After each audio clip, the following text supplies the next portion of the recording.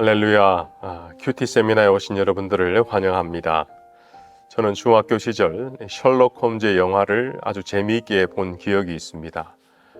홈즈 형사는 면밀한 관찰을 통해서 이 범인의 머리카락의 길이의 차이를 발견하고 범인의 말이 거짓말인지 또 왜 거짓말을 했는지 그 의도까지 파악하는 것을 보며 이야, 정말 천재구나 그런 생각을 한 적이 있어요.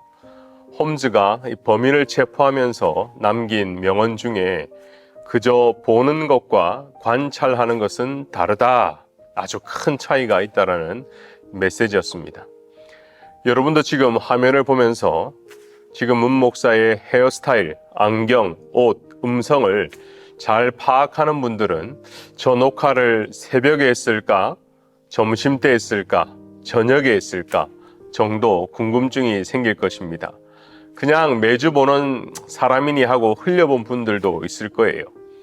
우리가 성경을 묵상할 때도 말씀 한마디 한마디에 면밀한 관찰력을 필요로 합니다. 세밀한 관찰을 통해서 잘 보이지 않던 부분까지 볼 수 있는 것이죠. 우린 이것을 자세히 읽기라고 합니다. 다시 강조합니다.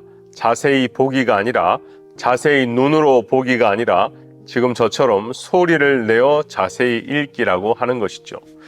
저는 성경을 관찰하기 위한 자세히 읽는 몇 가지 방법을 나누고자 합니다. 첫 번째는 반복해서 읽으라는 거예요. 단거리 육상 선수에게 가장 중요한 것은 스타트입니다. 출발이죠. 그리고 이 스타트에 실패하면 실격하게 됩니다. 성경을 처음 접하는 것도 마찬가지예요. 출발이 중요하죠. 본문의 뜻을 깨달을 때까지 본문 자체를 반복해서 읽는 것이 필요한 것입니다. 어떤 본문을 보고 바로 어떤 목사님의 설교를 듣거나 또 다른 분이 해석한 내용을 보는 것은 그리 좋은 방법이 아닙니다. 고사성어 중에 독서 100편 의자현이라는 어려운 말이 있어요. 100번 소리 내어 읽으면 저절로 의미가 나타난다라는 것입니다. 그래서 과거에 서당에 가면 하늘 천 따지 그냥 큰 소리로 읽다 보면 그 의미가 머릿속에 자연스럽게 들어오게 되는 교육법인 것이죠. 음악도 이와 비슷한 교육이 있습니다. 어떤 성악 교수는 그냥 1000번 불러봐, 그러면 작곡가가 무엇을 원하는지 자연스럽게 알게 될 거야. 조금 무식한 방법 같지만 가장 경험적인 교육법입니다. 성경을 많이 소리내어 읽으시기를 바랍니다. 두 번째는 2가지 이상 번역본을 사용하라는 것입니다. 우리가 현실적으로 헬라어, 히브리어를 읽고 해석할 수는 없습니다. 하지만 우리는 미국에 살아가기에 영어와 한어에 친숙하죠. 시편 23편의 5절의 말씀인 주께서 내 원수의 목전에서 내게 상을 베푸시고 기름으로 내 머리에 부으셨으니 내 잔이 넘치나이다. 이 내용만 보더라도 이 상이라는 것이 리월드나 금, 은, 보화, 면류관 것이 아니라 밥상인 것을 알게 되는 것은 같은 한글 성경인 쉬운 성경에서도 알려주고 있습니다. 제가 읽어볼게요. 주께서는 내 원수들이 지켜보는 앞에서 보란듯이 내게 풍성한 잔치상을 차려주시고 또한 내 머리에 기름까지 발라주시니 내 잔이 철철 넘쳐납니다. 이 밥상과 그리고 내 잔이 다 연결되어 있는 것이죠. 영어를 능숙하게 하시는 분들은 영어 번역본도 큰 도움이 될 것입니다. 세 번째 관찰하는 방법은 저자의 의도를 파악하는 것입니다. 성경을 하나님의 말씀으로 보지 않는 신학자를 우리는 자유주의자라고 하죠. 그냥 인간의 책으로 보는 거예요. 인간의 산물, 인간의 경험이다. 이런 현대 성경 해석학의 심각한 문제는 성경을 읽으면서도 하나님을 바라보지 못하는 것입니다. 진짜 원저자이신 하나님이 어떤 의도로 이것을 남기셨는지를 생각하지 않는 것이라는 것이죠. 마태복음을 마태가 기록했지만 인간 저자일 뿐 그것은 성령의 감동으로 하나님이 원저자임을 믿고 읽는 것이 필요한 것입니다. 저자, 텍스트, 독자, 이 역학관계는요, 저자를 통해서 텍스트인 성경이 독자에게 전달되듯이 저자이신 하나님의 메시지가 성도에게 전달되는 것이 이 큐티라는 것입니다.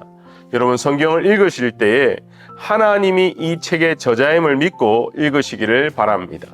네 번째는 육하 원칙으로 성경을 따져보는 것입니다. 누가, 언제, 어디서, 무엇을, 어떻게, 왜 이것을. 육하 원칙이죠. 영어로 OW1H라고 하는데요. 성경 본문을 많이 읽는 것도 중요하지만 효과적인 질문을 던지는 것입니다. 이 질문을 OW1H라는 거예요. 그래서 이 질문을 통해서 전략적으로 접근하는 것이 중요한 것입니다. 유대인들이 토라나 탈무드를 공부할 때 사용하는 공부법 중에 하나가 하브루타라고 있죠. 딴 거 아니에요. 질문법이에요. 좋은 질문을 하는 것은 성경 속에서 나에게 주시는 하나님의 메시지를 경험할 수 있게 하는 것입니다. 다섯 번째는 문맥에 유의하는 것입니다. 하나님의 말씀의 뜻을 올바로 파악하기 위해서는 문맥, 즉 문맥, 전후 사정을 함께 살피는 것이 중요합니다. 같은 말도 문맥과 상황에 따라 완전히 다른 의미로 사용되는 경우가 많이 있습니다. 문맥의 범위는 마치 양파 껍질과 같아요. 그를 둘러싼 문맥이 겹겹이 쌓여 있기에 이 문맥의 범위를 넓혀가면서 이해해야 글의 의미를 온전하게 파악할 수 있는 것이죠. 만일 본문의 저자가 A, B, C, D를 말했는데 A의 의미를 알고 싶으면 그 A가 A, B, C, D라는 문맥의 연결고리 안에서 어떤 의미인지 찾아야 하는 것입니다. 우리가 너무나 사랑하는 구절 중에 하나가 빌립보서 4장 13절. 우리가 지난 신년 특별 기도회 때 빌립보서 강의를 했는데 아직 4장까지는 못 와서 제가 이것을 이제 픽했습니다.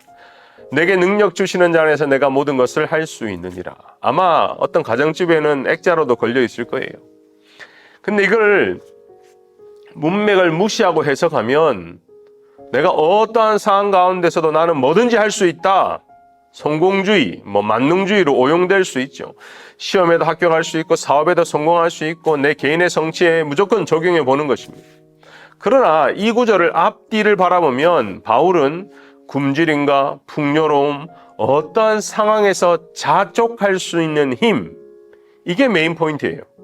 그게 그리스도로부터 온다고 말하며 이 세상의 어떤 성공과는 다른 것을 설명하고 있지요.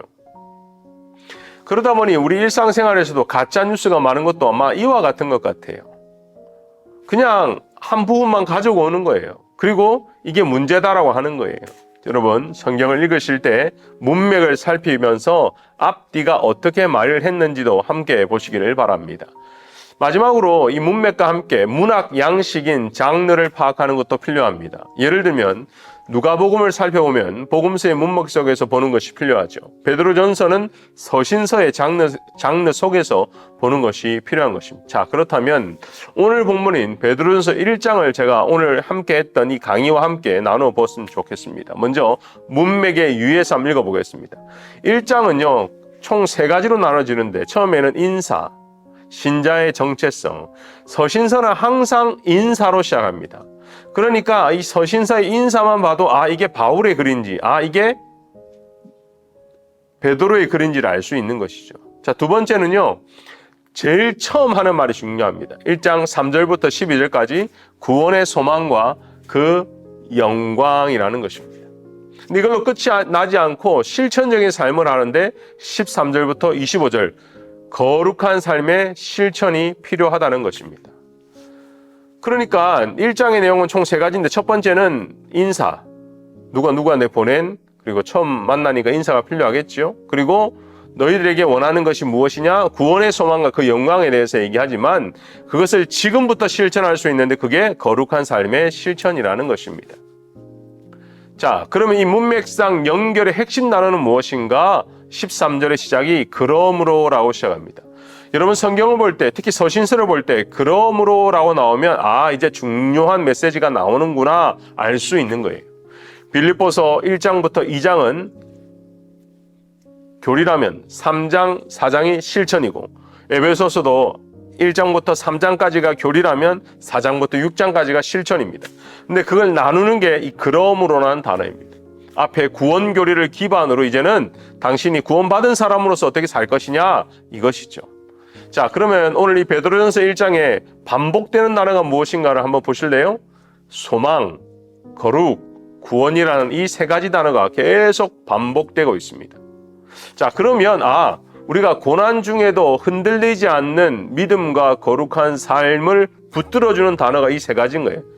소망을 가지고 거룩하고 구원을 이루어 나가는 것입니다. 그리고 이제 육하 원칙에 대해서도 한번 파악해 보겠습니다. 그럼 누가 보냈습니까? 저자인 베드로가 수신자인 흩어진 나그네, 그러니까 소아시아 지역 성도들에게 보낸 거죠. 자, 언제 보냈습니까? 흩어졌다라는 걸 봤을 때 초대교회 박해 시기 또는 박해 시기 이후인 걸 알 수 있는 거죠. 왜 흩어졌겠습니까? 고난이 있기 때문에, 박해가 있기 때문에. 자, 그럼 어디에 보냈습니까? 로마 혹은 정확하게 나오지는 않지만 각 지역에 이제 편지를 보낸 것이죠. 무엇을, 왜 이 편지를 보냈는가? 구원의 소망과 거룩한 삶을 건면하기 위해서입니다. 고난 중에도 흔들리지 않도록 믿음을 견고하기 위해서입니다. 자, 그러면 어떻게 이것을 내가 할 수 있습니까? 예수 그리스도의 부활을 말미암아 산 소망, 이 산 소망을 가지고 말씀과 성령으로 거룩하게 살 때 할 수 있다라는 것입니다. 자, 여러분들은 짧은 강의를 들었고 또 짧은 적용을 해보았는데 이제 구체적으로 눈에 들어올 거예요. 저자의 의도는 간단합니다. 핍박받고 있는 성도들에게 소망을 주고 싶은 거예요. 근데 이 소망은 그냥 주어지는 것이 아니라 거룩한 삶을 촉구하면서 그 구원의 확실성을 가지고 우리가 고난 가운데도 소망을 가질 수 있는 것은 거룩한 삶을 통해서 가능하다, 이 말을 하고 있는 것입니다. 고난 중에도 산 소망을 붙드는 것, 거룩함은 선택이 아니라 부르심의 본질이라는 것, 구원은 과거 예수 그리스도의 십자가와 그리고 나의 믿음 그리고 미래의 소망으로 연결되어 있다라는 것입니다. 아무쪼록 이 큐티 관찰을 통해서 저는 여러분의 삶의 영안이 열리고 하나님의 말씀을 깊이 있게 관찰하여 나에게 주시는 하나님의 말씀을 깨닫고 실천하는, 그럴 때 성령께서 여러분 삶에 놀라운 변화를 주시기를 기대합니다. 함께 기도하겠습니다. 은혜가 풍성하신 하나님, 이번 한 주 우리 교인들 큐티를 배우고 있습니다.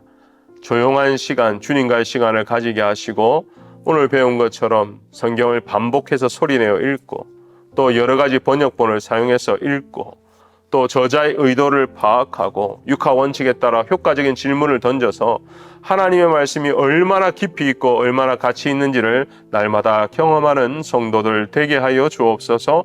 감사하며 예수님의 이름으로 기도하옵나이다. 아멘.